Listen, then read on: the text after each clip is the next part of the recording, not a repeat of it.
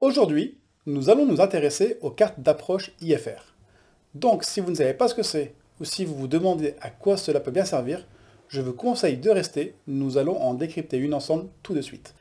Bonjour YouTube, c'est Manu, je suis pilote sur Airbus A320. Avant d'entrer dans le vif du sujet, si vous aimez cette vidéo, n'hésitez pas à laisser un petit pouce bleu, de vous abonner à la chaîne et d'activer la cloche. C'est gratuit et ça fait toujours plaisir. Alors, concernant les cartes d'approche IFR, il faut tout d'abord savoir qu'il existe plusieurs fournisseurs de cartes aéronautiques.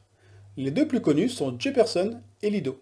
Et ce qui fait qu'on va utiliser l'un ou l'autre, cela va dépendre de la compagnie aérienne dans laquelle nous travaillons. Alors, pour cette vidéo, je vous ai choisi la carte d'approche IFR pour l'ILS ou la LOC piste 11 à Vienne, en Autriche. J'ai choisi d'utiliser le modèle Lido, mais vous allez pouvoir retrouver exactement les mêmes informations sur une carte Jeppesen ou chez un autre fournisseur de cartes aéronautiques. Si on regarde la carte d'approche d'un peu plus près, on voit qu'elle comporte plusieurs sections.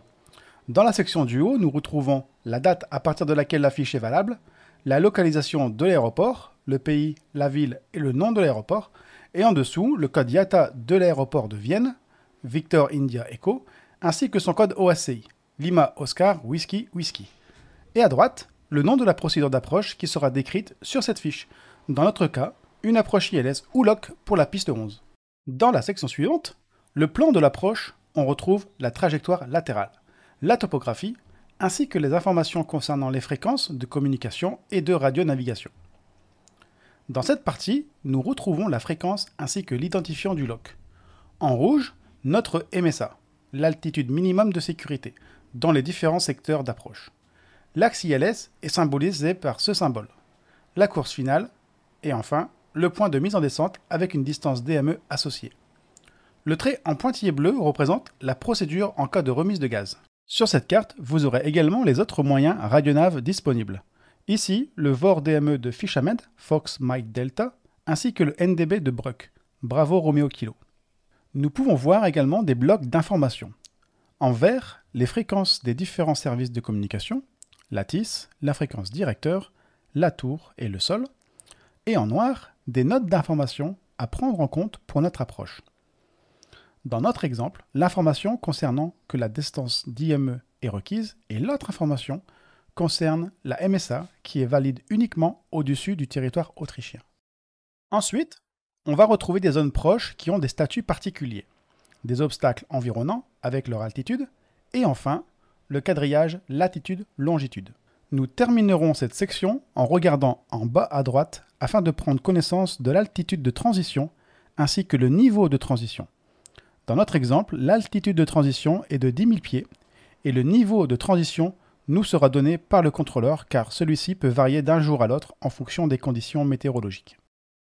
On continue à descendre et cette fois-ci, nous voyons la description de la trajectoire verticale.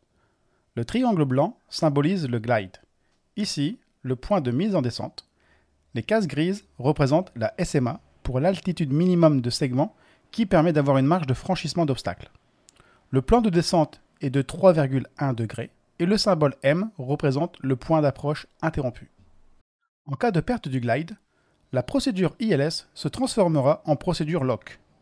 Nous utiliserons donc ce tableau de conversion afin de connaître le taux de descente en fonction de la vitesse sol, ainsi que ce cadre afin de vérifier les altitudes de passage par rapport à la distance DME.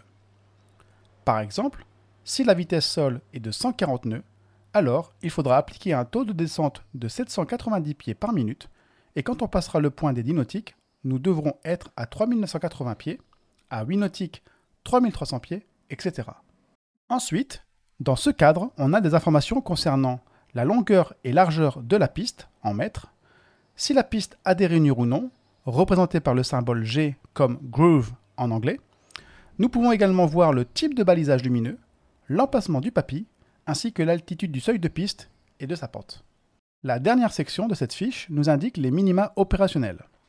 En gras, nous pouvons lire l'altitude au-dessous de laquelle la descente ne doit pas être exécutée sans référence visuelle nécessaire. Dans notre exemple, pour une approche ILS, l'altitude de décision sera de 780 pieds, alors que pour une approche LOC, l'altitude minimale de descente sera de 1200 pieds. Pour faire simple, lors de la descente finale et une fois arrivé à cette altitude, Si le pilote a la vue du sol et donc de la piste et estime pouvoir se poser, il poursuit l'approche et l'atterrissage par repérage visuel. Sinon, il suit la procédure d'approche interrompue publiée. Pour terminer, si vous désirez savoir quels ont été les éléments modifiés lors de la dernière mise à jour de la fiche, vous pouvez les voir juste ici. Voilà, j'espère que ces explications vous ont permis d'en savoir un peu plus sur ces cartes d'approche IFR et surtout de savoir comment les lire. Dans tous les cas, si vous avez des remarques ou des questions, n'hésitez pas à me les poser dans les commentaires en bas de cette vidéo ou sinon vous pouvez me retrouver sur Twitch le lundi, mercredi et dimanche soir. N'oubliez pas votre checklist du jour, le pouce bleu, check, l'abonnement à la chaîne, check, la cloche de notification, check. Sur ce, c'est la fin de cette vidéo, on se retrouve pour la prochaine et d'ici là, je vous souhaite à toutes et à tous une excellente journée.